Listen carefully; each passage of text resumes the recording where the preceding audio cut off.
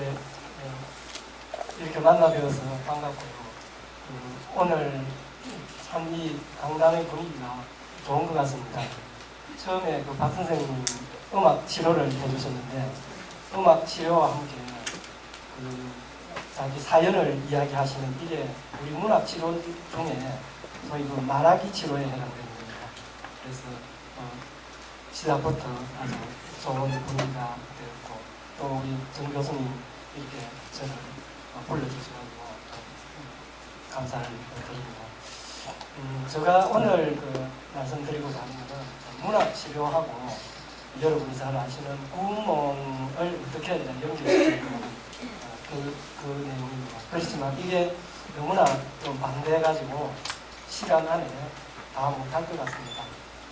또 저 말 주변이 좀 없어가지고 옆으로 또 셀 수도 있는데 또 그럴 때마다 여러분들이 질문해 주시고 지나가도 좀 지적해 주시고 그래서 여러분들이 이 강의를 조금 온전하게 만들어 주시기 바랍니다. 그래서 먼저 이 문학치료란 말을 썼는데 문학치료라는 게 무엇인가? 쉽게 말하면 문학작품을 읽고 문학작품에 대해서 이야기를 하고 그 문학작품의 어떤 스토리나 등장인물이나 또는 사건 그것과 자기 자신의 삶의 문제를 연결시키는 그런 방법입니다. 그래서 여기에는 아주 다양한 방법이 동원되는데 대체로 이 문학치료라는 말을 쓸 때는 주로 소설이나 이야기, 옛날 이야기들, 설화 이쪽과를 관련시킵니다. 이 문학치료를 처음 거의 우리나라에서는 기틀을 닦으신 분이 계신데 정문채 교수라고 건국대 교수로 계셨죠. 근데 이분이 이제 저희 또래고 공부도 같이 하는 분인데 이 문학치료를 위해서 모든 걸 다 가르쳐가지고 연구실에서 자고 이렇게 공부를 한 15년간 하시면서 문학치료의 기틀을 닦았는데 올해 말기암 시간이 모자라가지고 내시경 검사를 할 시간도 안 나왔어요. 그래서 배가 아파가지고 가보니까 말기가 아니었어요. 그래서 올해 초에 돌아가셨습니다.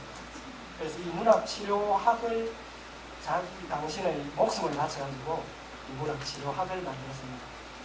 그래서 이런 이야기를 할 때마다 그분이 많이 생각이 나고 하는 거예요.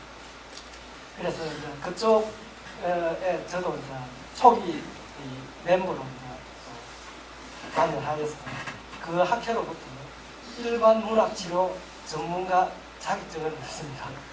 그래서 이제 저의 주된 문학치료 중에서도 주된 전공은 우울증 중에 여성 우울증 전문가입니다. 그래서 혹시 우울하신 여성분들이나 남성들도 괜찮습니다. 다 서로 연결되어 있으니까요. 그래서 나중에 연락 주시면 제가 무료로 서비스해 드립니다. 저는 돈을 안 받습니다. 예. 그래서 왜 당신이 그러면 아까 야담 전공자고 국문학 전공자인데 왜 우울증을 공부를 하고 우울증 상담 치료를 공부를 했는가? 이유는 제가 우울증 환자였습니다.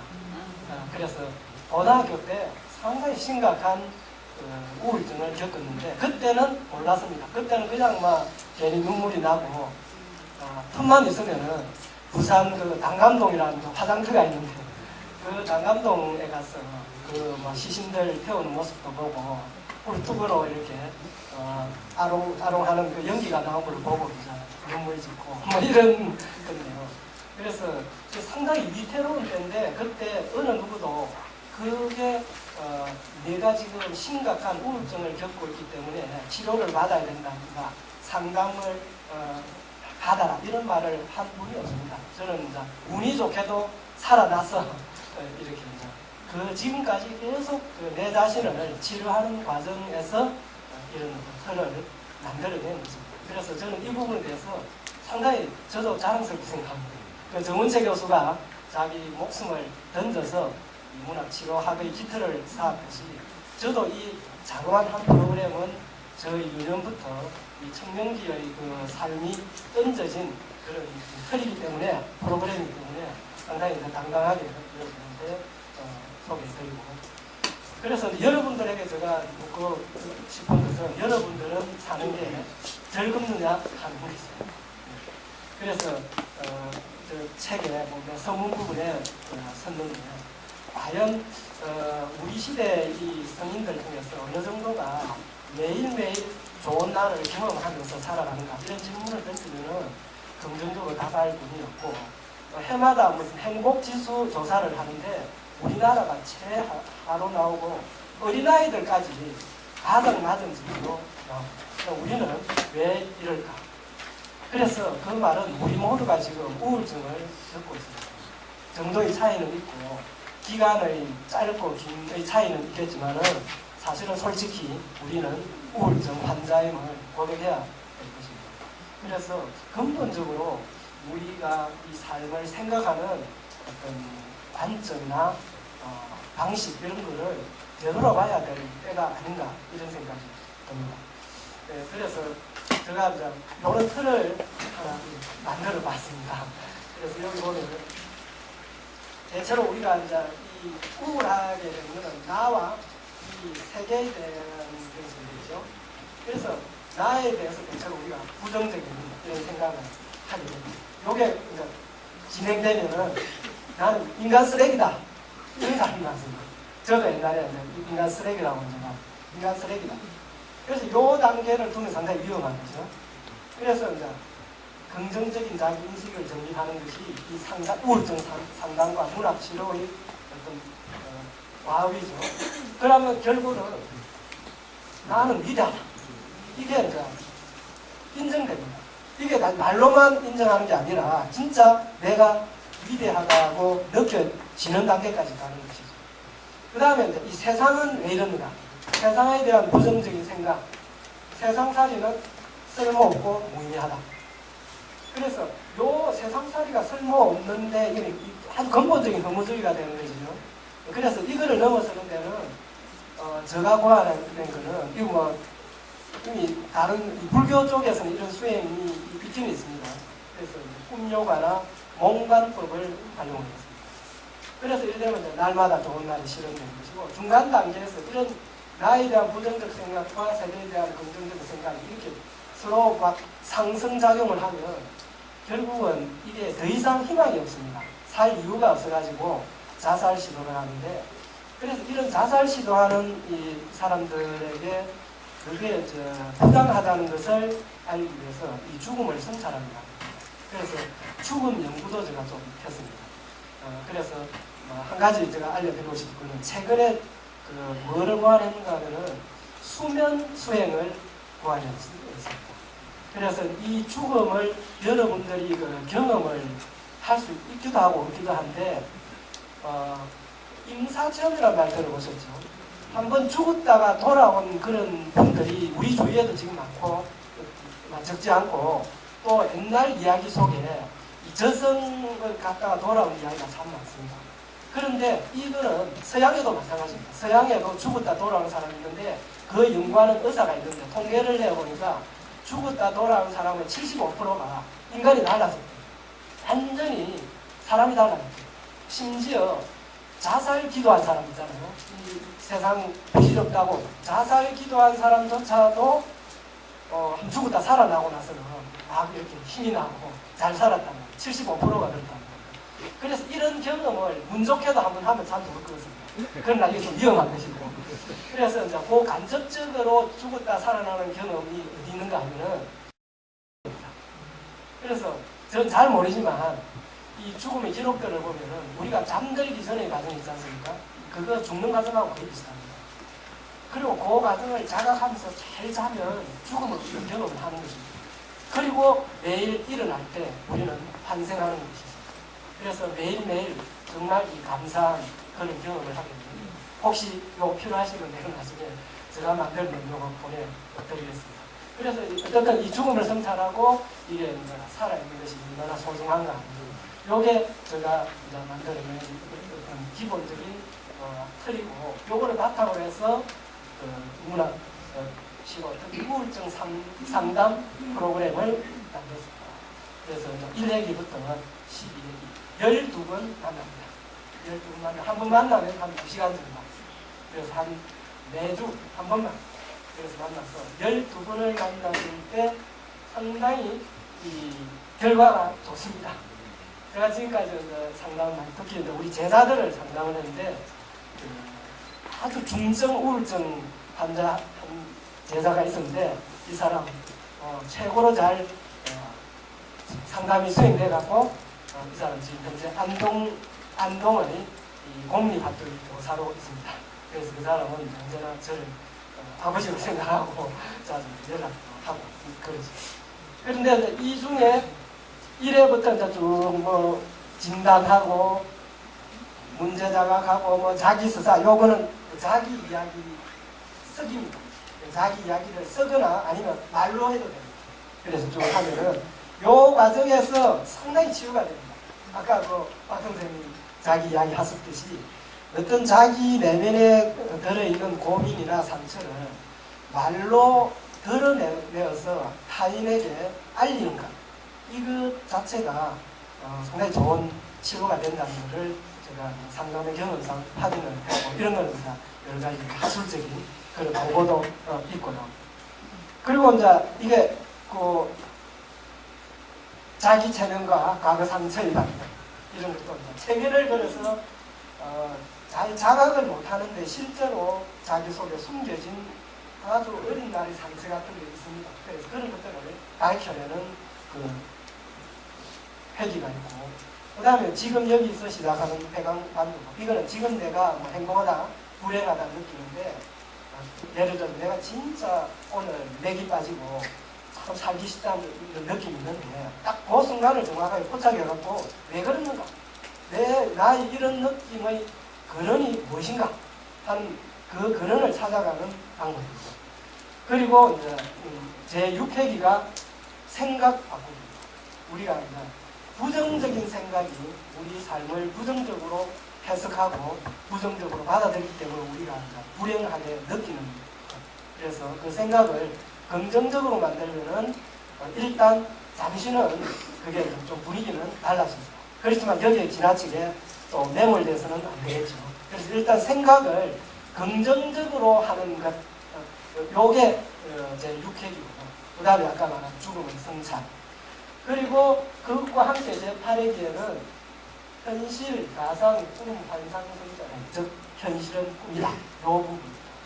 그래서 그 다음 부분을 쭉 나가지고 12회까지 가는데 오늘 말씀드리고자 하는 것은 생각 바꾸기의 문제하고 현실은 꿈이다라는 요 두 회기와 관련되는 것을 주로 말씀드리고자 합니다.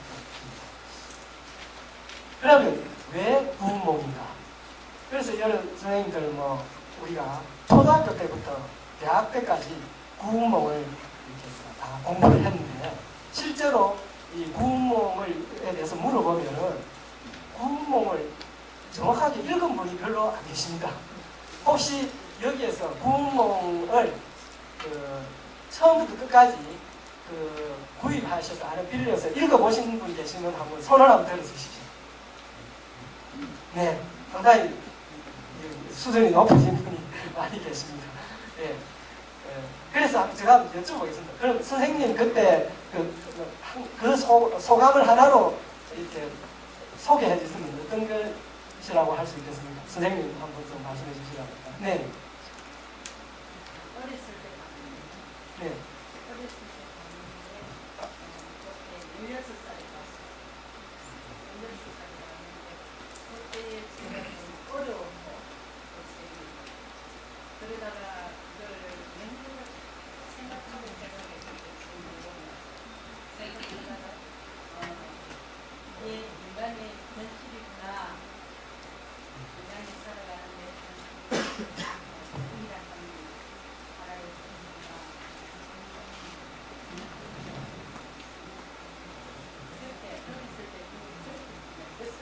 네, 고맙습니다. 또 다른 분 이야기 하실 분 계십니까? 네, 생각하시다가 또 정리가 되면 말씀하시도록 됩니다. 근데 이 구운몽을 이제 초등학교 때부터 가르치는데 사실 이 구운몽을 정확하게 읽거나 또 학교 현장에서 구운몽을 가르치는 교사들도 이 구운몽을 정말 정확하게 이해하고 가르치는 경우가 많지 않은 것 같습니다. 우리 그 대학 그 면접 때 제가 이렇게 빠짐없이 물어봅니다. 구운몽을 읽었느냐? 읽었다. 그래서 구운몽은 뭐를 말하고 있는가? 이러면 언제나 딱 한마디 답은 인생무상입니다. 인생무상. 한마디로 끝납니다. 그 앞뒤도 없습니다. 그럼 인생무상이라는 것은 허무주의인데, 그죠?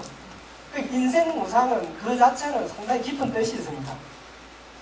뭔가 하면은 인생은 아니다, 상, 영원하지 않다 이 말 아닙니까? 그죠? 이거는 완전히 진리죠. 인생은 영원하지 않다. 이것만큼 정말 훌륭하고 위대한 가르침이 어디 있습니까? 그런데 인생무상이라고 하는 그 학생들이 가진 인생무상에 대한 해석은 허무주의입니다. 인생은 무상하다는 말이 허무주의다, 허무하다, 부질없다는 말과 같은 뜻으로 이해합니다. 그건 결정적인 오류가 되는 것이죠. 그래서 이 구운몽이라는 아주 위대한 소설, 이 구운몽이 세계적으로 한 10개국 이상으로 번역이 되었습니다. 그래서 외국에서는 정말 이 대한민국이 가진 소설 중에 최고의 소설이라고 평가받는 우리의 구운몽을 잘못 읽고 있는 것들. 그래서 이제 어떤 분은 가리는 이제 이 구운몽에 그 양소유가 있지 않습니까? 양소유가 8명의 여자하고 놀아나는 소설이다 이렇게 해석해가지고 이 구운몽은 절대로 청소년한테 가르치면 안 된다. 그래서 구운몽 축출운동, 교과서로부터 구운몽을 축출해야 된다. 이렇게 운동을 벌이는 이 고집쟁이 학자도 있습니다.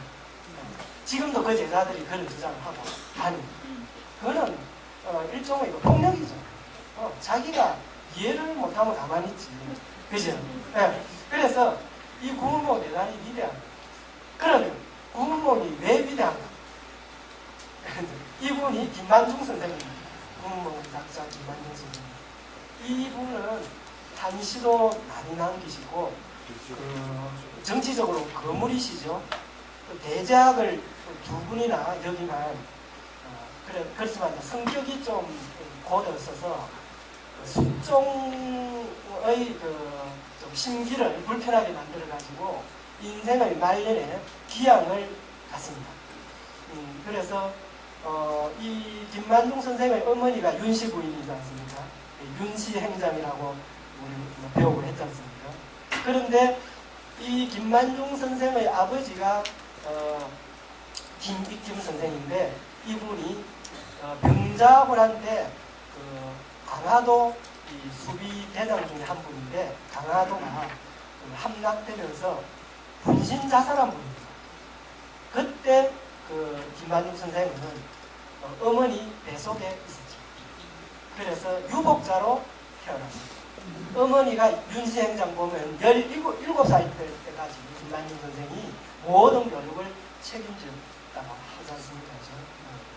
그래서 아주 대단한 효자인데 이 효자가 진짜 출세도 이제 잘 했고 그러다가 50대부터 기양살이를 시작했고 그 언저리에서 어머니가 대단히 우울한 삶을 살아가게 됩니다. 그래서 그 위의 아들 김만기지요. 김만기가 먼저 죽습니다. 그리고 하나 남은 이 막내 아들이 기양살이를 시작한 것이죠. 그래서 이 어머니가 윤씨 부인이 막 우울증 걸리고 되어 있습니다. 그 언저리에서 선천에 유배를 갔을 때 평안도 선천에 유배를 갔을 때 구운몽을 지었습니다. 구운몽을 왜 지었는가? 우울하게 살고 있는 어머니를 위로하기 위해서 하룻밤에 지었다. 거기 기록이 딱 나옵니다. 그래서 서양의 사람들은 이 부분을 아주 감동해야 합니다. 자식이 기양을 가가지고 어머니를 위로하기 위해서 소설을 쓰다니 아주 감동하죠. 그런데 이제 여러분들이 알고 계시는 구운몽이 도대체 어머니를 위로할 수 있었을까요? 이게 이제 양소유가 8명의 여자 엽색 행각하는 소설이라면 어머니를 오히려 조롱하는 거 아닙니까? 어머니가 지금 죽음을 앞두고 있는데 아이고 그 젊은 놈이 여자들하고 놀아나고 막 결혼하고 뭐 이렇게 하는 그 이야기가 어머니를 위로할 수 있을까 하는 것이죠. 그런데 위로가 됐다는 거거든요. 그런데 지금까지 우리가 이해하고 있는 구멍은 절대로 그렇게 이해하면은 어머니를 위로할 수 없다는 것이죠. 또 우울하게 살아가는 우리들도 위로할 수가 없다는 것입니다. 이런 것이 문학치료입니다. 즉 어떤 문학 작품이 있으면 그 문학 작품을 자기식으로 해석하는 것이죠. 자기의 처지, 자기의 처지의 개성과 자기의 문제를 해결하는 쪽으로 어떤 문학 작품을 해석하여서 의미를 만들어내는 것. 이것이 문학치료의 핵심 중에 하나입니다. 네. 그런데 또 이제 우리의 상식으로 한번 생각을 해보면 김만중 선생님은 사시남정기라는 소설을 또 지었습니다. 근데 이제 사시남정기를 보면은 이 사시남정기와 사시와 교시 두 여자가 등장하는 사람입니다. 근데 여기는 자식을 두고 특히 교시가 부처로 들어와서 자식 하나 놓고 그 남편의 유할림의 그 애정을 차지하려고 자기가 자기 배로 난 자기 자식을 죽입니다. 그 정도까지 여자 단 2명의 여자 사이에 이렇게 정말 심각한 질투와 음모와 그죠? 교사와 이런 것이 자행되는 그 모습 아닙니까? 어쩌면 그게 그 당대의 현실에 보다 가까운 모습인 것 같습니다. 그런데 구문몽은 특히 이제 양소유 일생을 보면 있습니다. 양소유 일생 중에 가장 두드러진 특징은 뭔가 하면은 8명의 여자가 서로 질투를 모릅니다. 얼마나 사이가 좋은지요. 그들이 의형제를 다 맺습니다. 그리고 심지어 개서물이라는 그 기생이지 않습니까? 이 기생은 그 잠자리에서 또 다른 여자를 추천합니다. 양소유에게. 자기 친구, 내 친구, 상당히 이 강부의 그 미인으로 소문나는데 가 하고 한번 잡아라. 이런 그러니까 추천을 하는 것이죠. 그런데 그런 극단적인 상황이 있을 정도까지 여성들이 그렇게 서로 사랑하고 서로 흠모하고 서로 위해주고 하는 이런 것입니다. 어떻게 한 사람의 작가가 사시남정기라는 정말 그 생명을 건 그런 투쟁과 질투 이야기와 이 구몽이라는 정말 그런 조화와 파의 이야기를 같이 쓸 수 있는 것이죠. 이게 이제 또 하나의 이 질문거리이기도 합니다. 그래서 여러분들 이제 관광 하실 때 남해에 가지 않습니까? 남해에 다 가보셨죠? 그럼 꼭 코스 중에 하나가 노도입니다. 노도. 남해 노도 여기가 이 성중의 섬입니다. 여기가 김만중 선생님이 기양 같은 곳이라고 해가지고 이 관광지로 개발이 됐습니다. 그러나 김만중 선생님은 여기 가신 적이 없습니다. 그리고 또 이 노도가 왜 유명했는가 하면 여기서 구문몽을 지었다고 이제 알려졌는데 실제로는 여기로 남해로 기양 가기 전 선천에서 구문몽을 지었습니다. 그래서 이게 진짜 이상하게 됐는데 남해 한번 가시면 노도 한번 구경을 한번 해보시죠. 네. 그래서 이제 남해에 보면은 유배문학관이라는 데가 있는데 그 유배문학관은 처음에는 목표가 무엇인가 하면은 구문몽 문학관을 지으려고 했습니다. 그런데 그 뒤에 책이 발견됐는데 구문몽은 남해에서 지은 게 아니라 선천에서 지은 것이다 하는 기록이 나와 있습니다.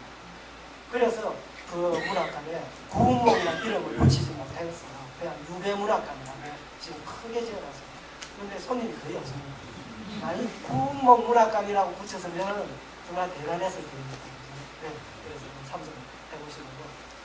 구문몽을 읽어보시면 이 구문몽은 한문으로 됐다고 생각합니다. 이게 구문몽이 국문으로 됐는가 한문으로 됐는가 논란이 있는데 저는 한문으로 됐다고 봅니다. 왜냐하면 구문몽에는 정말 이 사대부가 가진 그 유교적인 교양이나 불교적인 교양이 이게 총망라되어 있습니다. 그래서 그런 교양을 그 당시 국문으로 기록할 수가 없습니다. 그래서 이게 최고 수준의 소설이라 하는 것을 여러분께 말씀을 드리고, 또 이 구운몽이 인기가 있어갖고 이런 구운몽 명풍입니다. 구운몽 스토리 중에서 중요한 그런 대목을 명품으로 이렇게 만들어가지고, 그러면 이제 여러분의 기억을 되살리기 위해서 간단하게 한번 생각을 한번 해봅시다. 맨 처음에 성진이가 있고 육관대사가 남학 형산에서 수양을 하고 있었는데, 성진 보고 육관대사가 심부름을 보냅니다. 용궁에. 그런데 용왕이 석잔을 권하죠. 그래서 얼굴이 붉어진 성진이가 이대로 돌아가면 꾸중 듣는다고 냇가에 세수를 하는데 향기가 납니다. 물에서. 그래서 이제 우리 인간의 촉각 중에 가장 이제 강렬한 게 후각이라고 해요. 후각, 냄새. 이게 아주 근본적인 거죠. 여자 냄새를 맡아요. 그래서 그 냄새를 따라 또 조금 가니까 이제 여자들 소리가 들려요. 그래 가니까 요 석벽 다리 위에서 여자들이 앉아가지고 조사되고 있는데, 거기서 서로 희롱을 하는 것이고, 그 순간 뭐라고 생각하는가 하면 이런 생각을 해요. 이 선임인 성진이가 이게 뭐지? 우리는 지금 절에서 공부만 하면 이렇게 적적하게 일생을 살다가 한 줌의 사리로 사라지는데, 사나이 대장부로 태어나면 뭐 출장 입상하고, 과거의 걱정을 출장 입상하고, 그러면 아리따운 여자들과 결혼도 하고 이렇게 해야 되지 않겠느냐. 여자를 보는 순간 그 생각을 떠올리는 거예요. 근데 그 뒤에 이제 육관대사가 알고 부릅니다. 부르가지고 너는 죄를 짓기 때문에 지옥으로 가. 연나대왕 앞으로 가야 된다. 그러니까 막 성진이가 울면서 너무하십니다. 이렇게. 그리고 또 이제 성진이가, 저는 어릴 때 출가를 했는데 선임을 아버지로 생각해요. 도대체 어디로 간단 말입니까? 이렇게 하니까 육관대사가 이렇게 말해요. 내 스스로 가고자 했길 바란다. 내가 진심으로 여기 있다고 한다면 어찌 떠나라 했겠다. 또 어디로 갈까 물었다. 내가 가고자 하는 그곳이 내가. 네가 안다는 거지. 그럼 어디인가 하는 거지. 네가 가고자 하는 것은, 네가 조금 전에 여자들 보고 이 생각 속에 뭐가 막 떠올랐지 않습니까? 그 생각대로 된다는 것이죠. 그래서 이제 우리가 구운몽은 보통 생각할 때 이게 꿈 이야기라고 하잖아요. 그래서 마치 성진이 꿈을 꾸어서 꿈 속에서 양소유가 되어서 양소유 일생을 보내고 꿈에서 깨어서 돌아온다, 이렇게 이제 생각하는데요. 그건 잘못된 생각이에요. 구운몽 정확하게 읽어보면 그냥 성진이 생각해보습니다. 생각 딱 한 순간에 양소유가 되는 거예요. 그죠? 그래서 이거는 인간의 생각의 힘이 얼마나 큰가. 아마 여기 앉아 계신 여러분들도 지금 가스불 안 끄고 왔는데, 이러면 이미 이제 그 가 계신 겁니다. 그래서 이게 한 심찰나라고 하잖아요. 이게 17분의 1초 동안에 500생명을 한다는 것이, 한 생각이 일으키고 사라지고 이것이 500생명을 한다는 거예요. 그만큼 인간의 생각이 빠르게 막 이렇게 전개되고 그 생각이 힘이 크다는 그 말씀을 드리는데, 그러면서 이 성진이가 어떻게 변명을 하는가 하면은, 이 성진이가 또 이제 경전을 읽었기 때문에 안한존자의 이야기를 합니다. 안한존자가 능언경에 보면은 안한존자도 여자와 같이 잠자리에 들었지만 부처님께서는 벌을 주지 않으시고 설법으로 가르쳤습니다. 제가 비록 죄를 지어서나 안한존자와 비교하면 제가 높지 않습니다. 그런데도 어찌 저만 지옥으로, 염라대왕으로 앞으로 가야 됩니까? 이렇게 자기 변명을 하는데, 근데 이거는 성진이가 잘못 알은 것이죠. 안한존자는 창녀하고 마등가여라고 나오는데요. 창녀하고 동침을 하지 않았습니다. 그리고 안한존자는 생각을 일으키지 않았습니다. 안한존자는 바로 그 마등가녀의 요술에 걸려갖고 그 장녀촌으로 끌려갔지 자기가 장녀하고 자고 싶다 해가지고 간 게 아니죠. 그런 점에서 이 성진이가 훨씬 큰 실수를 한 것이죠. 생각을 했으니까요. 생각. 그러니까 이제 생각과 행동보다 생각이 더 큰 일을 저지른 것으로 그렇게 이제 되거든요. 그래서 여기 이제 비교를 하면 이렇게 우리 교재도 이렇게 넣었으니까 참고를 하십시오. 그러면 여기에서 이 구멍하고 능엄경을 비교를 하면은 이 비슷합니다. 설정이 비슷한데 가장 큰 차이가 뭔가 하면은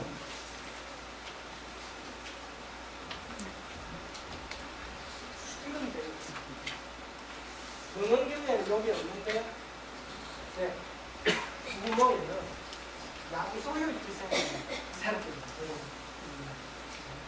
이게 우리 김만중 선생님의 위대함이 아닐까 이런 생각입니다.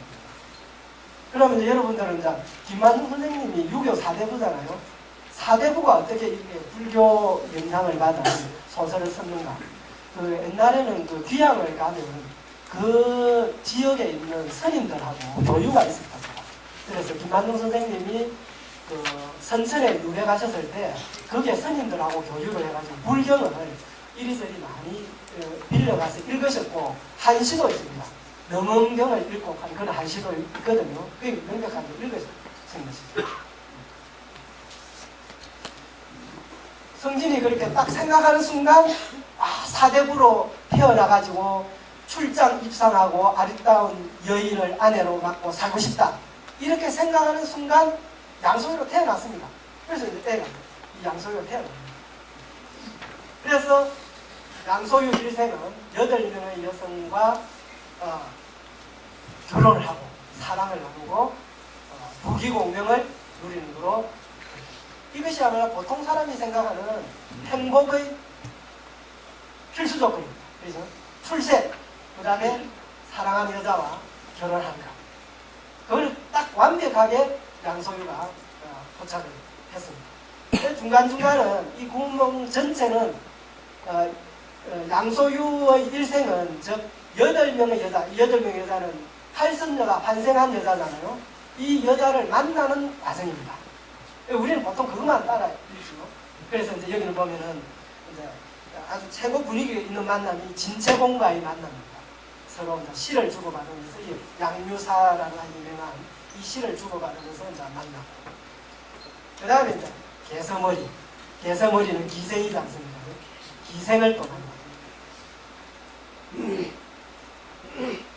그 다음에 이 양소유가 정경패, 제 첫째 부인인 영양공주로 나오는 정경패를 만나지 않습니까? 이 정경패는 아주 높은 귀족의 딸인데 양소유가 가진 특징 중에 하나가 이분이 조금은 여자를 밝히는 그런 면이 있습니다. 특히 얼굴이 예쁜 여자를 많이 보고 싶어 하는 그런 성향이 있었던 거죠. 그거는 당연한 것 같습니다. 왜냐하면 성진으로 있을 때 그 여자 보고 이렇게 생각을 일으키기 때문에 그 환생인물은 여자에 집착할 수, 끄달릴 수밖에 없는 것이죠. 그래서 이제 특히 이제 정경패하고 이제 중매가 돼가지고 이제 과거에 급제하고 난 뒤에 만나게 돼 있는데 양소유가 못 참습니다. 그래서 뭐 한시라도 빨리 만나고 싶은 거예요. 그래서 연장을 합니다. 여장을 합니다. 그리고 양소유가 또 음악 연주를 잘해가지고 악사로 이렇게 행세를 하면서 정경태 집에 들어가가지고 정경태를 직접 봅니다. 이거 대단히 이제 충격적인 그런 설정이죠. 네. 그래서 일단 요 과정에서 또 정경태하고 만나고, 그 다음에 이제 신묘연은 이 양소유를 죽이도록 파견된 여자 자객입니다. 근데 이 여자 자객이 양소유의 풍모를 한번 보고 인격에 완전히 빠져가지고 양소유 여자가 되는 대단히 이제 구모에 등장하는 여자 중에 가장 매력적인 여자 신묘연입니다. 이 칼을 얼마나 잘 부리는지, 칼춤도 잘 춥니다. 그 다음에 이제 가장 기이한 부분은 백능파라고 나옵니다. 백능파는 용왕의 딸입니다. 용왕의 딸을 꿈속에서 만나는 걸로 되어 있습니다. 그래서 여기는 영양공주, 난양공주, 그다음에 진채동 이렇게 세 사람이 동시에 결혼을 궁중에서 올리는 거고, 양소유가 일생을 보내고 말년에 자기 생일 잔치 끝에 갑자기 뭐가 우울해지는 것이죠. 왜 그러냐? 진짜 자기 한 사나이 모습 모든 부귀공명을 다 누리고 자식들까지 와가지고 자기의 생일을 이렇게 축하하는 가을날에 사방팔방을 보면서 갑자기 우울해집니다. 그래서 이 양소유가 어떤 생각을 하는가 하면은 인간이 사람이 일생을 보냄에 있어서 세 가지 길이 있다. 첫째는 유교 사대부의 길이 있다. 둘째는 불교로 기이하여서 성례로 살아가는 길이 있다. 세 번째는 도교에 기이해서 도사로 살아가는 길이 있다. 그래서 자기는 생각해보니까 사대부가 자기 길이 아닌 것 같아요. 그래서 출가를 해갖고 선임으로 사는 게 자기 길이 맞는 겁니다. 그럼 처음에 성진이 생각한 거와 반대의 생각을 지금 하기 시작합니다. 그 순간에 양소유는 성진으로 돌아오는 것이죠. 그래서 양소유가 성진으로 돌아온 것도 양소유의 생각 속에서 이루어집니다. 이런 구도를 그래서 깨어보니까 아직도 머리가 까칠까칠한 이런 아주 전형적인 뭐 남과 일몽이나 이런 것의 남과 거의 같은 거다. 시간이 아주 얼마 지나가지 않고 일생을 보냈는데도 뭐 몇 초 지나지 않았는데 한 시간 정도 지난 듯한 이런 인상을 받는 것이죠. 그 뒤로는 육간대사가 팔선녀와 성진을 모아놓고 일장 법문을 하는 것으로 끝나는 것입니다. 그래서 이제 보시면 맨 전체에 보면 육간대사 그리고 그 속에는 성진과 육간대사가 이렇게 만나서 이야기를 나누고 지구에서 이런 게 있고 그 속에 사대부 양소유가 있습니다. 근데 여기 보시면 여기에 육간대사가 괄호 속에 있지. 이게 너무나 이상합니다. 보통은 우리가 구문을 이렇게 정확하게 읽지 않으면 육간대사가 여기 등장하는 걸 모릅니다. 근데 왜냐하면 육간대사는 지금 남악 형산에서 돌을 닦는 그 스님이지 않습니까? 양소유는 성녀의 생각 속에 있는 환상적인 인물이거든요. 그럼 육간대사는 요 안에 들어갈 수 없지 않습니까? 근데 육간대사가 잠시 나타납니다. 이건 상당히 의도적으로 김한중 선생님이 이렇게 설정을 한 것 같습니다. 그래서 아까 말씀드렸듯이 구문에는 이 생각의 영향력, 생각대로 된다 하는 것이 아주 이렇게 강렬하게 나타나는 소설이 없습니다. 그죠? 방금 말씀드렸듯이 성진이 팔선녀를 보고 저런 여자하고 같이 사귀고 살면 얼마나 좋을까 하는 그 생각이 떠오른 찰나에 양소유로 태어나버린 거예요.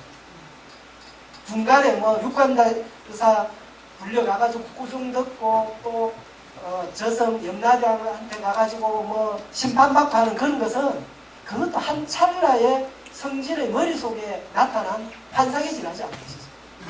그래서 이 구문몽을 정확하게 읽으면 사람의 일생이라는 것이 어떤 생각을 하는가에 따라 그 삶이 얼마나 달라지는가 하는 것을 확인할 수 있습니다. 그래서 아까 부정적인 생각으로 삶이 피곤한 사람, 언제나 세상을 비관적으로 바라봄으로써 자기 삶을 스스로 불행하게 만들고 정말 조그마한 그 상처를 덧나게 만드는 많은 이런 우울한 우리들이 이 구문몽을 보면서 생각이 얼마나 우리 삶을 구성하는가 하는 것을 확인해 볼 수 있겠고, 그래서 이런 생각을 전환하는 훈련을 한번 할 수 있습니다. 그렇죠? 그래서 우리가 보통 얼마 전에 독서계에서 항상 선풍을 끄는 게 뭔가 하면 긍정적인 생각하기 이런 책들이 온갖 군데서 많이 나왔지 않습니까? 그런 거는 기본적으로 취지는 동일합니다. 그렇지만 그것에 끌리면 그건 또 다른 문제를 유발합니다. 그러나 어쨌든 일단 긍정적인 생각을 하는 것은 일단 중요하다. 부정적인 생각보다는 긍정적인 생각하는 것이 중요하다. 일단 이 말씀을 드려놓고, 그래서 이 구문몽은 한순간의 생각이 이 삶을 완전히 다른 인생을 만들어냈다 하는 것. 이거를 불교적으로도 12연기설과 연결시켜서 설명할 수 있습니다. 근데 그거는 뭐 깊이 들어가면 생각하고. 그래서 서리민 성지는 세속여인들과 사랑을 맺을 걸 생각하고 세속 우리공경을 생각하는 순간에 사대부 양소유로 변한다.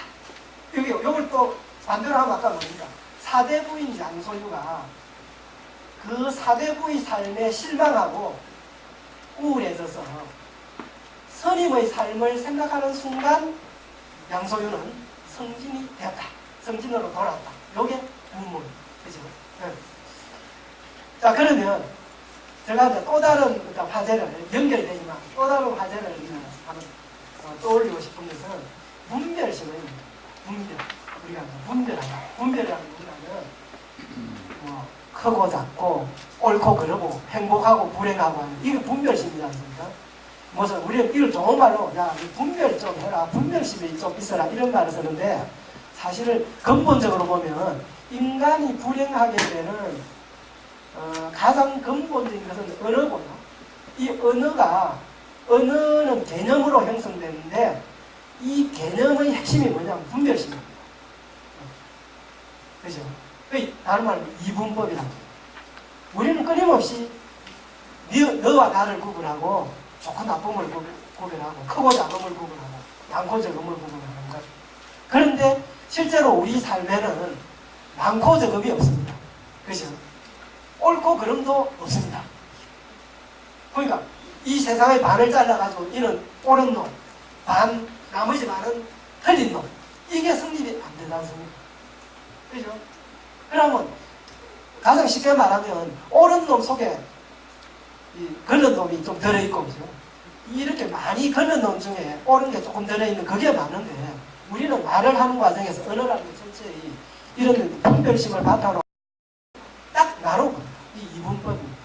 이 이분법이 우리를 불행하게 만드는데 이 이분법은 여러 가지로 응용되는데 오늘 말씀드리고자 하는 이런 꿈과 현실의 문제도 이와 관련이 됩니다.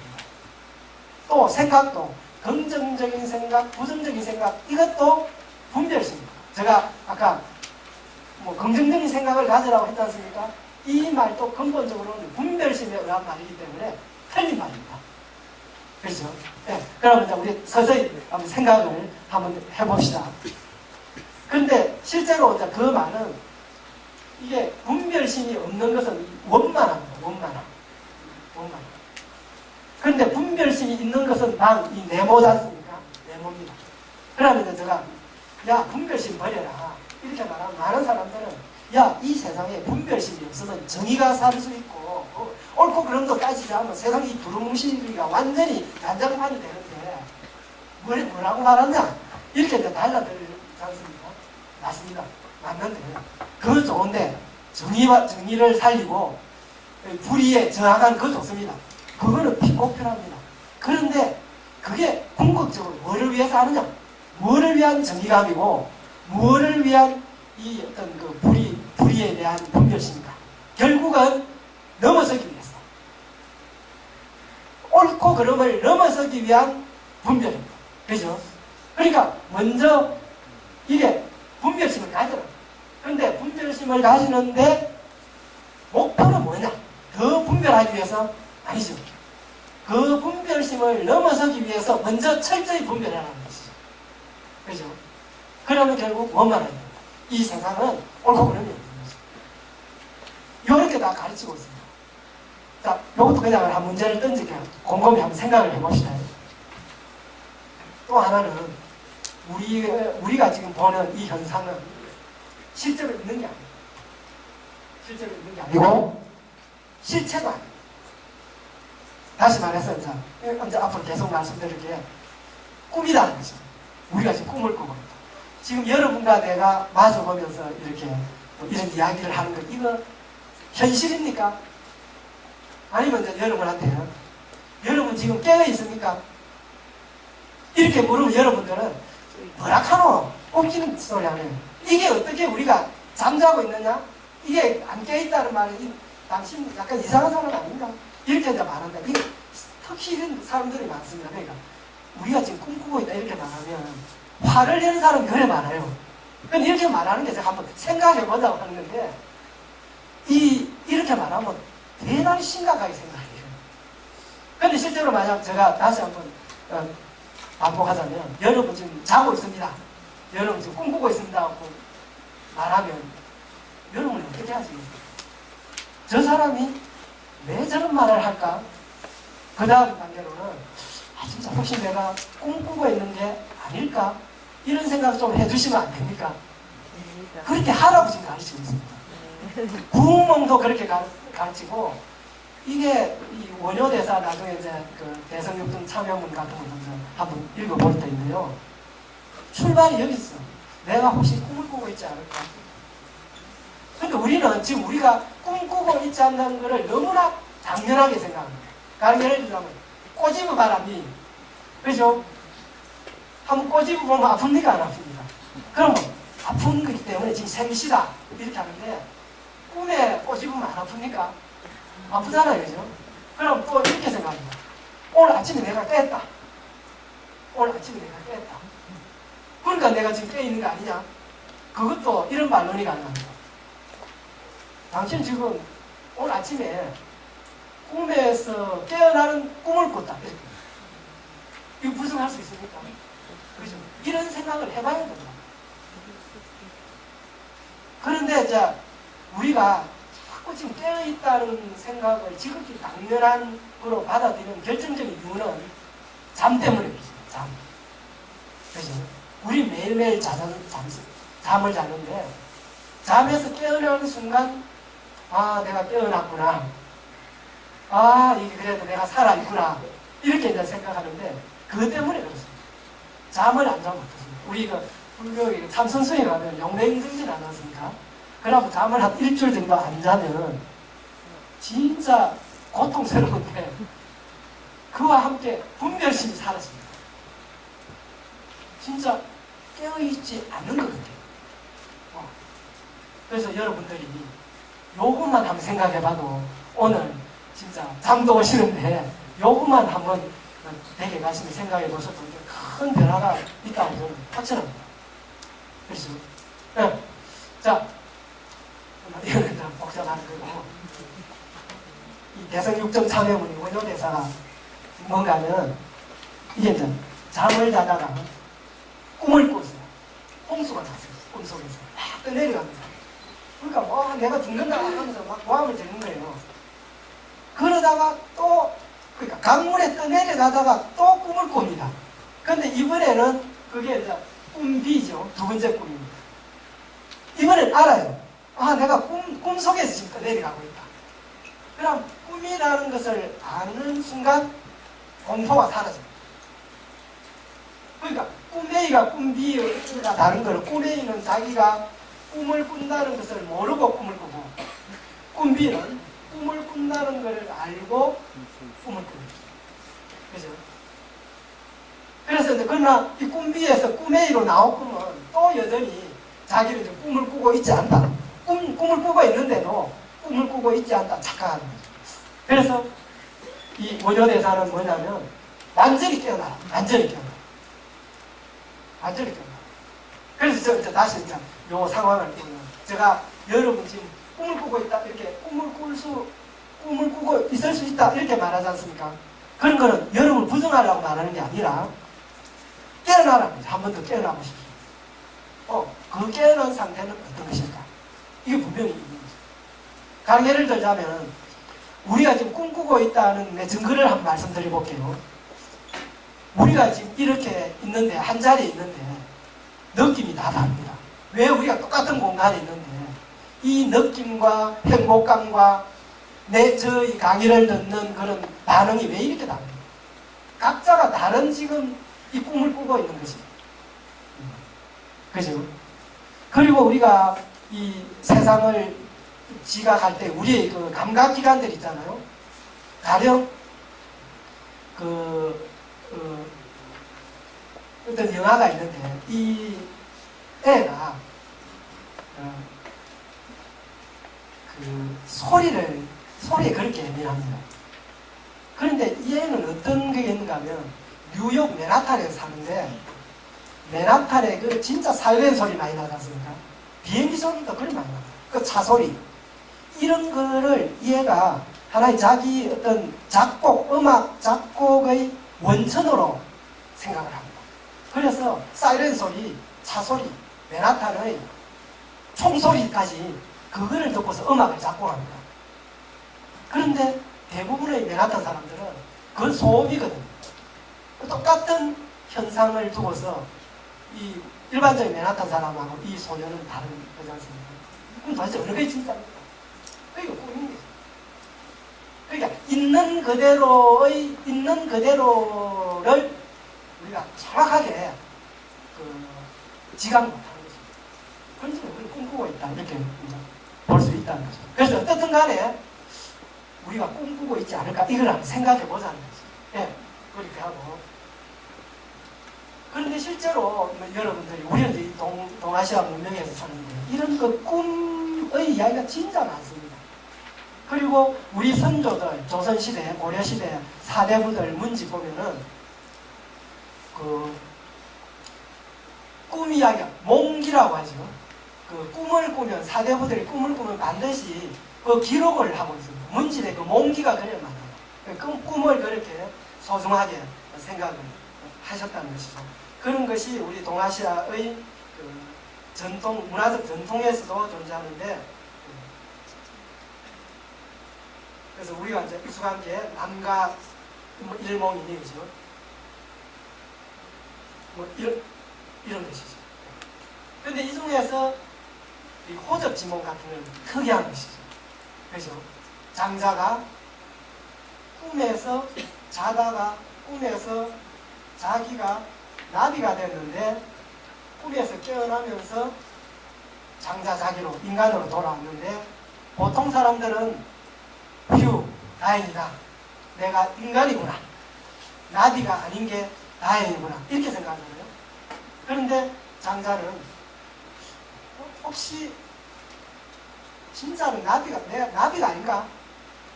나비가 꿈속에서 장자가 된 게 아닐까? 이렇게 한번 돌아보라는 것이죠. 이거는 상투적인 이 꿈 이야기에서 상당히 이제 나아간 것이죠. 요런 생각을 우리가 꿈 수행을 하는데 요런 생각부터 이제 출발을 한번 해보자는 것이죠. 그리고 이제 영화 중에 이제 매트릭스가 있는데 매트릭스 1, 2, 3, 4까지 나왔지 않습니까? 맨 처음 나온 매트릭스 1 보면은 이게 정말 그 철학적인 영화입니다. 여기에 보면은 뉴욕 맨하탄의 장면이 나오는데 아주 그 있는 그대로의 맨하탄처럼 보입니다. 그런데 실제로 그 영화에서 보면은 맨하탄의 그 장면들은 바로 컴퓨터 프로그램에 의해서 만들어진 가상현실입니다. 그런데 실제로 프로그램을 만드는 실제 현실은 대단히 혐오스러운 와이어 줄로 이렇게 막 뒤엉킨 그런 세상입니다. 그럼에도 불구하고 맨하탄 사람들은 그것이 가상현실이 아니고 진짜라고 봅니다. 그래서 막 맛있는 스테이크도 먹는데 그것도 컴퓨터 프로그램에 의해서 만들어진 가상적인 그런 고기고 한데 그걸 맛있게 먹고 진짜라고 생각을 하는 것이죠. 그래서 이 매트릭스 보면 진짜가 가짜처럼 보이고 가짜가 진짜처럼 보여요. 이 충격을 경험할 필요가 있습니다. 바로 이런 충격이 아까 내가 진짜 할 수 있을까? 깨어있는가 하는 이런 질문을 던지는데 이게 이제 좋은 계기가 되는 것입니다. 또 장 보들리아르라는 이 프랑스 철학자가 있는데 이분 정말 이 미국 사회를 이런 관점에서 아주 냉철하게 이제 분석을 했는데 뭔가 하면은 디즈니랜드 있잖아요. 미국에 보면은 저쪽 LA도 있고 올랜드도 있잖아요. 그래서 저는 올랜드 그 디즈니랜드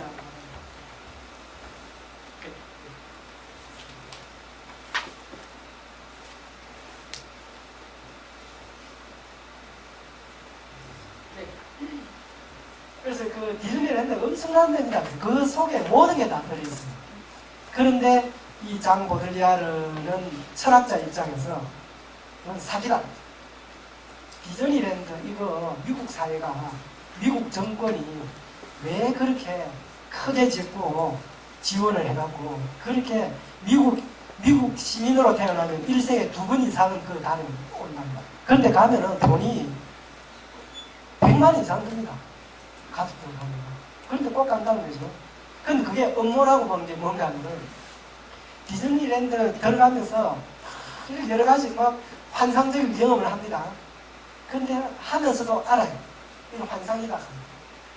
꿈인 것이다. 하는 것을 생각하면서 그걸 경험하는데 디즈니랜드 정문에 딱 나오는 순간 아 이게 이제 우리 현실에 돌아왔다 이렇게 됐습니다.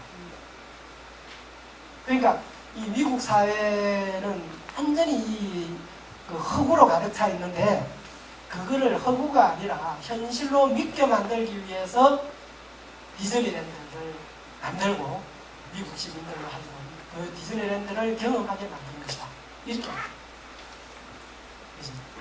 이런 것도 우리가 좀 생각을 해보는 것이고 그래서 뭐 시간이 너무 갔기 때문에 야담 이야기는 안 하겠습니다. 이거 상당히 재미난데 네, 상당히 요와 관련해서 저하고 스토리를 요약해 놨기 때문에 한번 참고를 하시기 바랍니다. 자, 다시 그러면 구음으로 돌아가서 첫째 우리는 뭐를 했는가 하면 생각은 힘이 세다. 그 이야기를 했지 않습니까? 구음에서 우리가 생각하기에 따라 우리 삶은 달라질 수 있다 하는 그 가능성을 확인했고 두 번째는 다시 이제 돌아가서 꿈이다. 꿈일 수 있다. 우리는 지금 꿈을 꿀 수 있다. 그래서 어떻게 하란 말이냐? 이런 질문으로 다시 한번 돌아가 보겠습니다. 그래서 이 구음에는 끊임없이 꿈이 나옵니다. 꿈이 나오고 속임수가 나옵니다. 이것으로 점철되어 있습니다. 구음은. 근데 특히 이상한 게 속임수가 나옵니다. 그럼 우리가 일반적인 우리의 그런 꿈 경험을 한번 상기해 봅시다. 보통 꿈이 나쁜 꿈 있지 않습니까? 나쁜 꿈 꾸다가 깨어나면 뭐라고 합니까? 휴, 다행이다. 그죠? 나쁜 꿈이어서 나쁜 일이었는데 그게 꿈이어서 다행이다. 이렇게 이제 생각하는 사람이 가장 일반적인 것이고 또 좋은 꿈을 꾸고 나서는 아깝다. 허망하다. 그게 꿈이라니 현실이면 얼마나 좋았을까? 이런 또 반응이 있는데요. 대체로 1번, 2번 중에 어느 하나입니다. 그죠? 근데 세 번째, 참 좋은 것을 꿈꾸는데 그건 꿈이라도 참 좋았다. 이렇게 우리 생각을 가져가는 분이 있을까요? 자, 그러면 이렇게 됩니다. 이거 우리 삶과 연결시키면 힘들었던 날들이 꿈결같이 지나가서 다행이다. 이게 1번 꿈과 연결되고 2번 참 좋았던 날들이 꿈결같이 지나가서 허망하다, 아깝다 이런 것이고 세 번째는 참 좋았던 날들은 지금 생각해도 꿈결같이 좋다, 꿈만 같아 이랬는데 세 번째 태도인데 이걸 왜 말씀드려요? 이게 똑같습니다.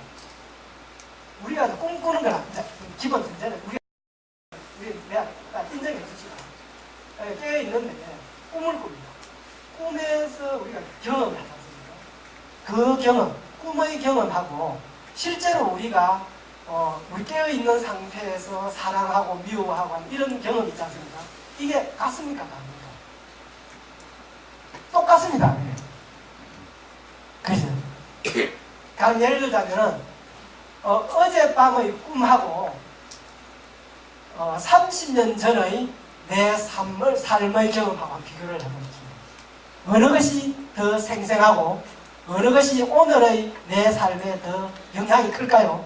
어제의 꿈이 오늘의 내 기분에 끼치는 영향과 30년 전 예인과 달성공원에서 데이트한 그 경험 중에 어느 것이 오늘의 내 삶에 더 큰 영향력을 가질까 하는 거죠. 꿈이 더 큰 영향을 가집니다. 그래서 꿈 속에서의 경험이나 현실에서의 경험이나 똑같습니다.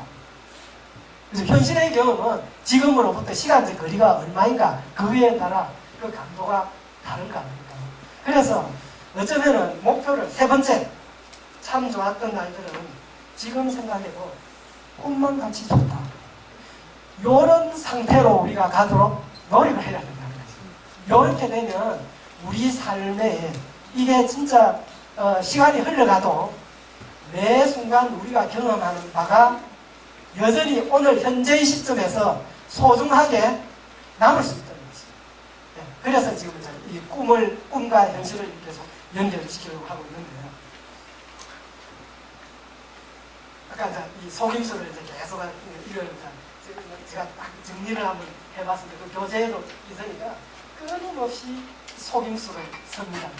그래서 아까 적경홍이는 개성어의 친구인데 이 개성어리가 적경홍을 양소유에게 소개했지 않습니까? 근데 이 적경홍이 남자로 미소년으로 가장해가지고 나타나서 양소유하고 동침을 합니다. 근데 동침할 때 양소유는 이 미소년이 개성어린 줄 알았어요. 개성어린 줄 알고 동침을 합니다. 같이 잔다는 거예요. 근데 아침에 딱 깨어보니까 뭐가 이상해. 뒤태가 좀 달라요.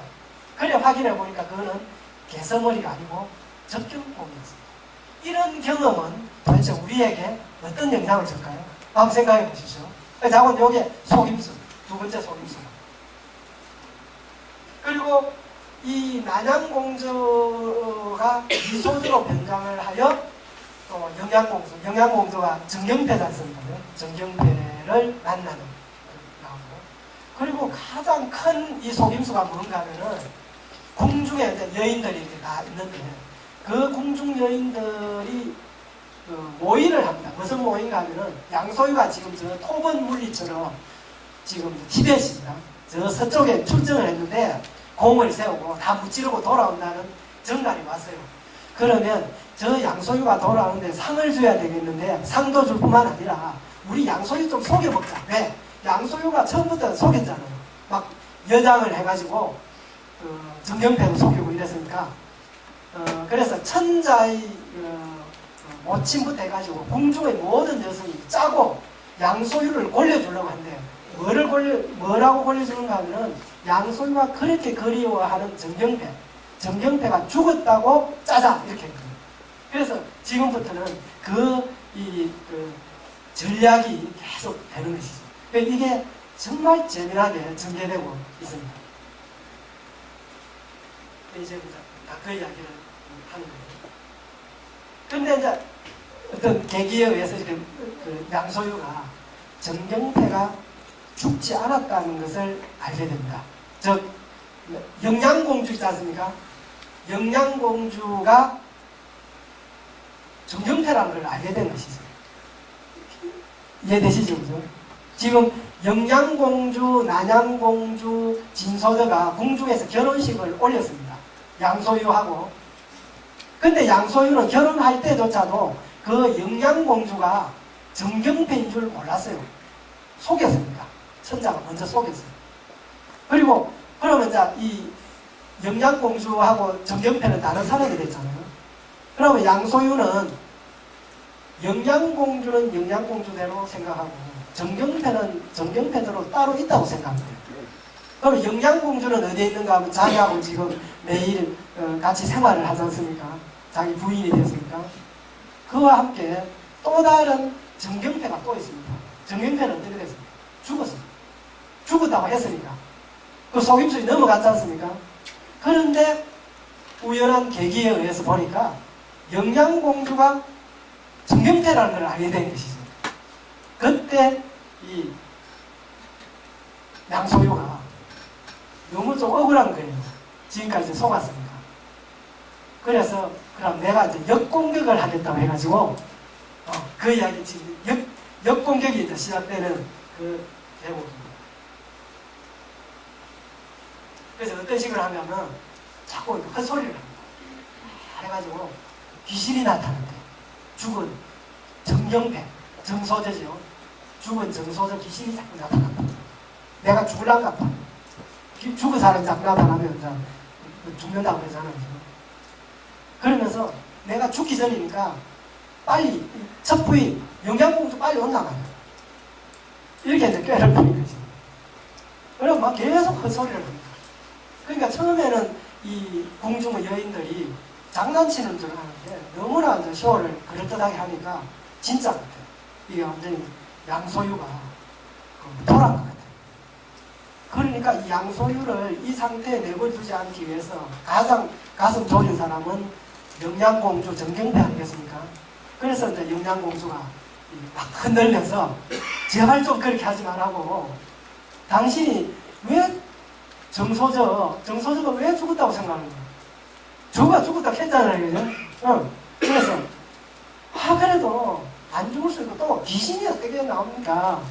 설사 죽었다 해도 귀신이 무슨 귀신이 어디 있냐고. 더욱 이게 궁중인데 궁중에는 귀신이 다 막아준다 이렇게 해도 아니다. 바로 이 문 앞에 있다. 그러니까 이 영양공주가 갑자기 무서워진 거예요. 진짜 살아가는 양소유가 돌아버린 겁니다. 그래서 막 과음을 지르면서 당신이 귀신이라 하는 그 정소저 정경패가 바로 접니다 하면서 과음을 지르는 거예요. 그러니까 이 양소유가 그럴 리가 없다. 분명히 정경패는 죽었다. 그런데 귀신이 보인다. 네 거짓말 하지 마라. 이렇게 하는 거예요. 그래서 그 이야기 한참 전개가 됩니다.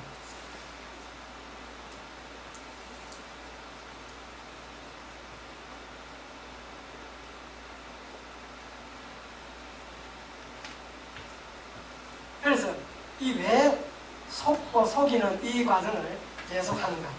이것이야말로 의심을 한번 해봐라면 진짜 내가 속임을 당하고 있지 않을까? 독자들은, 여러분은 혹시 양소유가 아닌가? 한번 생각해봐라는 거죠. 근데 이 어떤 속고 속이는 이 과정에서 주로 양소유가 속임을 당하잖아요. 그리고 마침내 자기가 속았다는 것을 알면서 역공하고 이렇게 하는데, 여기서 결정적인 실수가 하나 있습니다. 그게 뭡니까? 이 치명타가 있습니다. 이 양소유에게는 치명적인 그 어떤 걸 모르는 부분인데, 그거는 뭔가 하면은 양소유 자기 자신입니다. 그죠?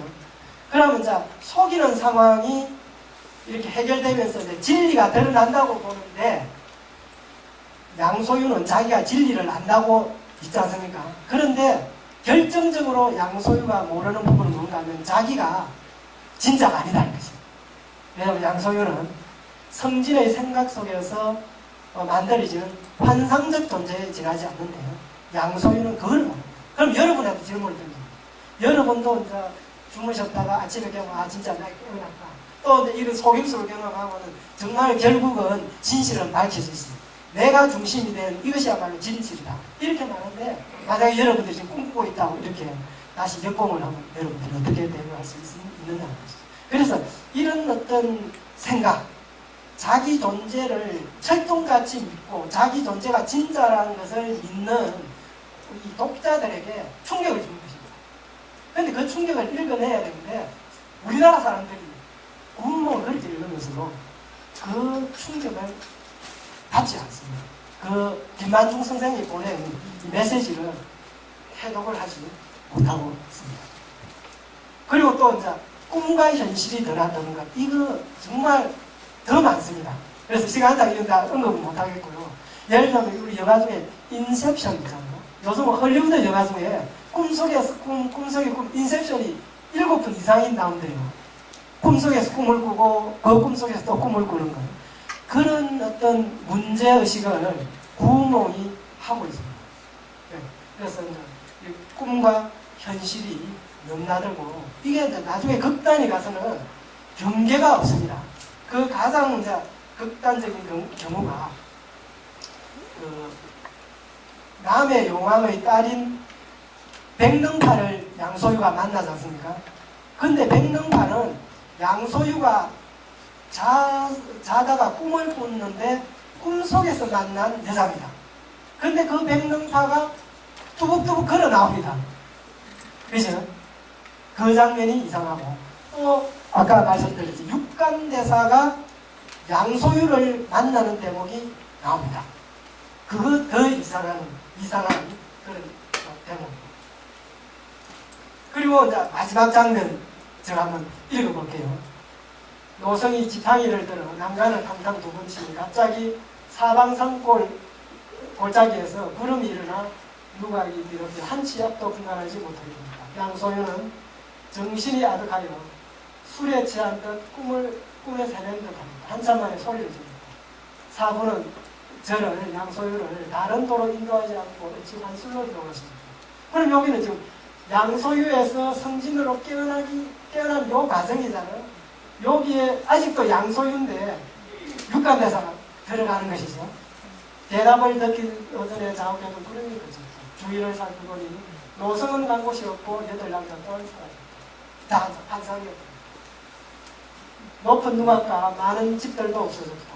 향로 향불은 이미 닦아졌는데 지는 달이 창문을 비추고 있었다. 몸을 살피더니 손목에는 108조. 요리 되면 이제 성진으로 돌아온 것이죠. 그럼 요 경계 지역에 이 육가대사가 왔다 갔다 하고 있는 그런 형국입니다. 그래서 이런 환상적인 장면이 우리를 지금 새롭게 한번 경험해보자. 우리는 이 현실을 지극히 당연한 것으로 보고 이 습관화된 그런 현실 경험을 하고 있는데 새롭게 한번 해봐라. 새롭게 한번 해봐라. 우리를 우울하게 만드는, 우리를 무미건조하게 만들고 우리를 씁쓸하게 만드는 이 현실이 과연 현실인가? 이런 어떤 새로운 경험을 한번 시작해보라고 가르치고, 그래서 이거는 즉 현실이 꿈이다 이런 메시지와 함께 꿈이 현실이다 이 메시지가 깃들어 있습니다. 그죠? 그럼 현실이 꿈이다 하는 것은 현실은 있는 것이 아니다가 되는 것이죠. 그 반대는 또 반대. 이런 어떤 상황들이 계속됩니다. 그럼 우리가 이제 이 구문을 읽으면서 이야기를 하면 이런 대목을 중심으로 읽어가면서 계속 이렇게 한번 이야기를 해버리면 우리는 꿈꾸고 있는가 깨어있는가, 꿈꾸고 있다면 무엇이 이 문제이냐, 깨어있다면 무엇이 문제이냐, 이런 것들을 한번 새롭게 근본적으로 우리의 현실 감각을 새롭게 시작해보는 것입니다. 이렇게 시작하는 데는 이것만큼 좋은 텍스트가 없습니다. 그런데 더 큰 잘못은 뭔가 하면은 깨어난 성진입니다. 성진이가 깨어났을 때 뭐라고 하는가 하면은 다시 눈물을 흘리면서 아이고 선생님 좋은 경험을 해주셨습니다. 양소유로 일생을 살다 보니까 양소유는 정말 부질없는 꿈에 지나지 않습니다. 이렇게 말을 했습니다. 그러니까 육관대사가 꾸중을 합니다. 너 뭐라 하노? 너는 아직도 꿈에서 깨어나지 못했다. 그럼 육관대사가 성진을 왜 꾸중했을까 하는 것이죠. 이거를 우리가 이제 놓쳐서는 안 되는 거죠. 그러면 이제 깨어난 성진이가 양소유를 부승했잖아요. 그럼 이 성진은 어떤 오류를 범하고 있습니까? 자기 중심이죠. 아삭에 빠집니다. 자기는 진짜라는 걸 전제로 하여서 양소유를 부승했지 않습니까? 이렇게 되면 우리가 구문을 아무리 읽어도 도루묵입니다. 아무리 읽어도 부질없이 됩니다. 왜냐하면 구문을 읽어보시면 양소유의 삶이 환상적 삶이지만 실제로 우리의 느낌은 양소유가 훨씬 현실적으로 느껴지고 성진은 조금 우리의 삶과 일상적 삶과 동떨어진 서림의 삶이니까 그렇게 느껴지거든요. 그러면 구운몽에서 양소유의 삶 일생에서 가치를 부여하지 못하면 진짜 허무합니다. 구운몽 허무한 텍스트입니다. 그래서 오히려 이 구운몽을 읽으면 우울증을 더 유발하는 게 됩니다. 성진이가 똑같습니다. 성진이도 깨어나자마자 선생님 감사합니다. 양소유로 살아보니까 부질없습니다. 이렇게 말했잖아요. 그럼 양소유의 삶이 바로 우리가 오늘날 우리와 같은 삶입니다. 인간으로 태어나가지고 감남 얼려처럼 살아가는 것. 그래 조금 잘 되는 것인데 그거 살다 보니까 별거 아닙니다. 이게 깨어난 성진의 이야기거든요. 그러니까 그 성진을 육간대사가 꾸중합니다. 너 아직도 무슨 이야기 하노? 너 아직도 꿈에서 깨어나지 못했다. 정신 차리라. 이렇게 하면서 금강경 강의를 다시 시작한 거예요. 그리고 금강경 마지막 4구계가 있는데 그 4구계를 염송해 주는 것입니다. 이것이 상당히 중요한 이런 부분이고 이것까지 읽어 알 수 있어야 되는 것입니다. 그리고 때 양소유로 일생이 부질없는 꿈과 같은 것이라 외쳐대니까 육간대사가 네 스스로 갈 때도 네 흥이 갔다가 네 스스로 흥이 닿아서 돌아왔으니 이거는 네 생각 속에 갔다가 생각이 닿으니까 돌아왔잖아요. 나 아무 관여도 안 했다 이렇게 하고 또 이제 네가 이거 꿈과 인간 세상을 둘로 다루고 이게 아까 제가 처음에 말씀드린 분별심이잖아요. 분별심은 둘로 나누는데 언제나 우리 보통 인간의 분별심은 중심이 있는 분별심입니다. 두 패를 딱 나누고 한 패에 자기를 소속시키는 거예요. 자기가 소속된 그 반쪽은 옳고 나머지 반은 틀렸다 하는 그게 분별심입니다. 성진이거든요. 성진이가 바로 자기 분신인 양소유의 삶 전체를 매도하고 그건 완전히 부질없는 것이라고 했잖아요. 그야말로 너는 아직도 꿈과 인간 세상을 그럼 이게 이 꿈이 양소유고 인간 세상은 성진인데 이 양소유와 성진 이 둘을 분리가 다른 거로 지금 보고 있다. 넌 걸렸다. 이렇게 말해요. 그리고 꿈과 현실도 그렇게 나눠지는 것이 아니다. 여기에 엄청난 지금 메시지가 이렇게 깔려 있습니다. 그래서 이와 관련해서 상당히 많은 이 텍스트가 이와 관련해서 이렇게 응용이 될 수 있습니다. 네. 그러면서 장자의 호접지몽을 또 언급합니다. 물론 이번에 따라 장자 호접지몽 언급하는 데도 있고 안 하는 데도 있지만은 그죠? 그러나 일단 장자는 전통적인 꿈 중심이 있는 꿈 경험을 한번 뒤집었다는 그런 역할을 했지만은 한계가 있습니다. 역시 장자도 여전히 이 분별론에 빠져 있는 것입니다. 그래서 근본적으로 꿈에서 깨어나는 그 단계까지는 나아가지 못했다. 이렇게 보는 것이죠. 이 진망론, 이게 뭔가 하면은 무엇이 진짜고 무엇이 가짜인가 하는 이게 이분법이죠. 진짜와 가짜인 거죠. 이 진짜와 가짜의 논리가 아주 질서정연하게 나온 게 바로 아까 그 양소유가 그 정경패와 죽은 정경패와 산 영양공주를 이렇게 비교하는 데 있잖아요. 거기서 거의 한 페이지 이상 그 진망론을 이야기합니다. 다시 말해서 정경패는 살한 정경패가 있으면 죽은 정경패는 존재할 수 없고 또 죽은 정경패가 존재하면 산 정경패는 존재할 수 없다 하면 이런 논리, 이게 진망론이죠. 그죠? 근데 현실은 그게 공존할 때가 있었습니다. 설사 환상의 단계에서나마 그 이야기야. 그래서 계속 따라 읽어보면 진망론, 진짜인가 가짜인가를 이 구분하는 이 분별이 허망하다 하는 것을 계속 이야기를 하고 있고 결국은 육간대사가 나아가는 부분은 진망론은 파괴해야 된다. 이것도 이분법이니까. 그러면 뭔가 중독. 그럼 뭔가 하면 중도라는 게 있는 것이 없는 것이고 없는 것이 있는 것이다. 알겠습니까? 있는 것이 없는 것이고 없는 것이 있는 것이고 이게 우리의 현실이에요. 있고 없다. 이거는 분별론이라는 거예요. 그래서 이 이분법에 얽혀 있는 것을 넘어서야 되고 분별하는 마음으로 이게 이제 금강경 마지막에 있는 사물입니다. 사람이 분별하는 마음으로 만든 모든 존재는 꿈과 같고 환상과 같고 그 분별 그런 적 같으며 이설 같고 번개와 같으니 응당 이와 같이 원체 이거를 넘어서야 됩니다. 그래서 이걸 무위법이라고 하고 그래서 넘어선 걸 무위법이라고 하는데 그게 상당히 어려운 그런 부분이 있으니까 한번 생각을 천천히 한번 해보기도 하고요. 그러면 이제 마지막으로 구문문에서 핵심은 뭔가 하면 오히려 이런 깨어난 성진이를 꾸중하는 육간대사의 설법 내용도 중요하지만 아까 뭐라고 하는가 하면은 성진에 의해서 부정된 양소유의 삶 그 양소유의 삶이 우리의 세속적인 삶에 가장 닮아 있지 않습니까? 그러면 그 양소유의 삶에서 가치는 뭔가 그걸 찾아내야 된다는 거죠. 그래서 요컨대 양소유의 일생에서 우리가 찾을 수 있는 가치가 무엇일까? 저는 그게 엄청난 것이 있다고 봅니다. 첫째, 사람과 사람 사이의 평등관계입니다. 8명의 여자가 등장하는데 기생부터 종부터 천자의 누이까지 최저층에서 최고층의 모든 신분의 여성이 총망라되는데 그 여성들이 서로가 서로를 다 인정합니다. 그래서 마침내 관세음보살 앞에서 의형제를 맺지 않습니다. 이거는 감동적인 부분입니다.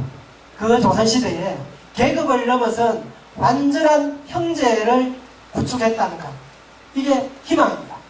그 희망을 김한중 선생님이 보여줬고, 두 번째는 양소유의 존재입니다. 양소유는 사나이 대장부로 태어났지만은 수염이 안 납니다. 그죠? 그 너무 이상. 그럼 수염이란 게 뭔가 하면은 사나이 대장부의 표징입니다. 그러면 이 마초주의, 이 가부장 제사에서 가장이 수염 없으면 안 되는 거죠. 그런데 우리 김한중 선생님은 양소유를 수염 안 나게 만들어 버렸습니다. 이상하죠? 그리고 양소유는 얼굴이 예쁩니다. 얼마나 예쁘으면 여자 옷을 입고 정경태 집에 들어갔을 때 정경태의 부모님도 다 속았지 않습니까? 진짜 예쁠 것 같습니다. 양소유가 그래 예뻐요. 그럼 이 두 가지만 보더라도, 또 세 번째, 양소유는 정치의식이 없습니다. 옳고 그름을 따지는 이게 없어요. 당쟁도 하지 않습니다. 정치적 적이 존재하지 않습니다. 양소유가 한번 투옥당했는데 뭐 때문에 그렇습니까? 이 당쟁 때문에 그런 게 아니라 난양공주와의 혼인을 거부했기 때문에 행복한 이유로 투옥함 당했습니다.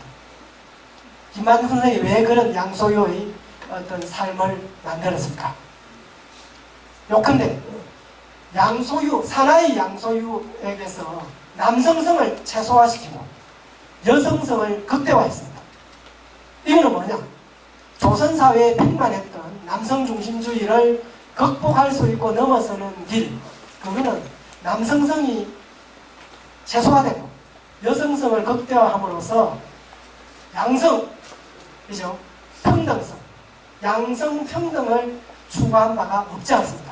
다소 과장된 해석인기를 하겠지만은 이런 식으로 해석할 여지가 충분히 있다고 저는 봅니다. 그리고 그 8명의 여성, 어떤 분들은 그러면 그 철저히 남성 중심이다. 왜? 양소유란 한 사나이를 등장시켜가지고 마음껏 여성을 유린한 소설 아니냐, 이렇게 이제 말하는데 그거는 얼토당도 않는 해석입니다. 왜냐하면은 사실 정확하게 말하면 이용한 쪽은 양소유가 아닙니다. 8명의 여성입니다. 8명의 여성은 하나같이 언제나 종인 가초론부터 천자의 여동생의 난양공주에 이르기까지 뜻에 맞는 자기가 평소 생각하는 가장 이상적인 남자를 만나서 혼인하겠다, 이런 소망을 다 갖고 있습니다.